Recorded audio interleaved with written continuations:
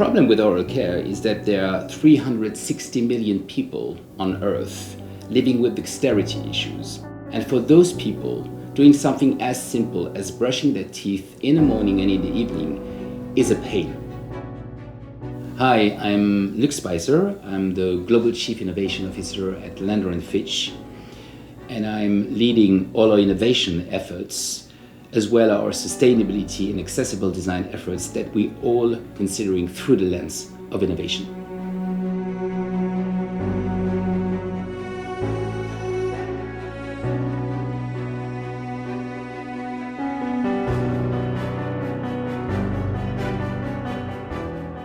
Well, accessible products matter because we simply cannot continue to unintentionally exclude the 1 billion people that are living on this planet with some form of disability.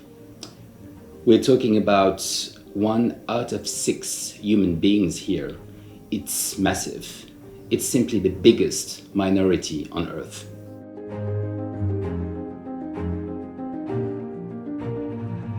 All businesses have a responsibility to advocate for all users. It's a responsibility, but it's also an obligation, and this obligation will be bigger and bigger, driven by regulators all around the world. But beyond responsibility or obligation, any brand or company might ask themselves the following question: do I want to not consider 15% of my potential target?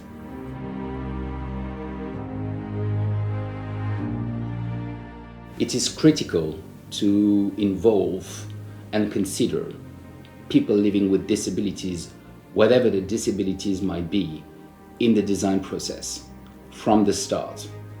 The objective, of course, is to create products that are fully inclusive, and regardless of if you have a disability or not, the products need to work for anyone. That said, succeeding into conceiving a product that is fully inclusive from the start might be a challenge, depending on the category that you're working in.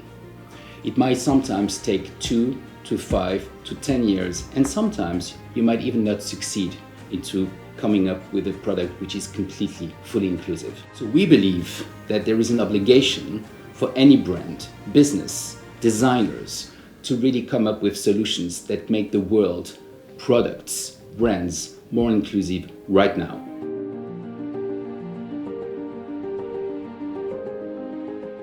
So how do you make brands and products more accessible right now?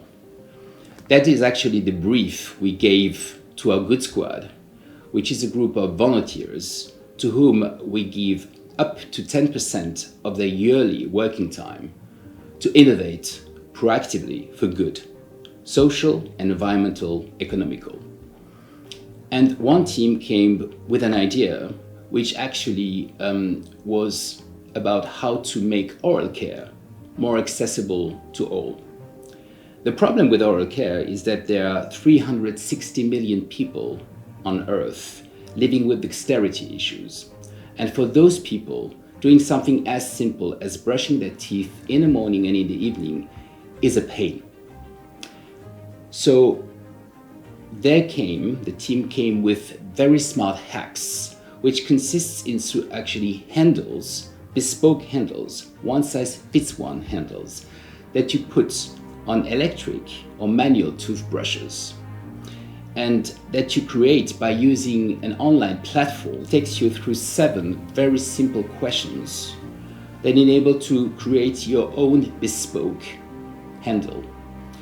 We call that accessories, and we actually decided to work on early prototypes, on early digital platforms, and we broke them together, a group of people living with very different dexterity issues that we call the Makers Lab, and we co-created with them to improve the initial prototypes and digital platforms. After the Makers Lab, we actually launched accessories, and we asked for the worldwide community to join us into scaling this. And the great thing since then is that we had multiple toothbrush manufacturers who reached out to us but also 3D printing companies were coming up with high definition, high speed 3D printings, and we're bringing them together to actually now bring that solution to the market and scale it. Stay tuned, and this will come up very soon.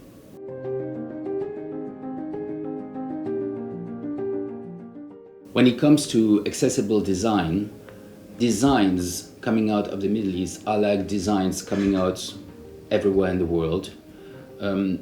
They basically do the bare minimum, which we know is not enough. What makes me smile actually is that your region is an amazing, innovative region. And so when you decide to tackle a problem, you don't just go at parity with what's happening in the rest of the world. You trailblaze, you transcend, you go further. Watch examples like Amala, which is a luxury destination in Saudi Arabia. Amala is really pushing the boundaries of sustainability by not just reducing CO2 emissions, but by actually regenerating the coral reefs in their place, which is the most sophisticated degree of sustainability.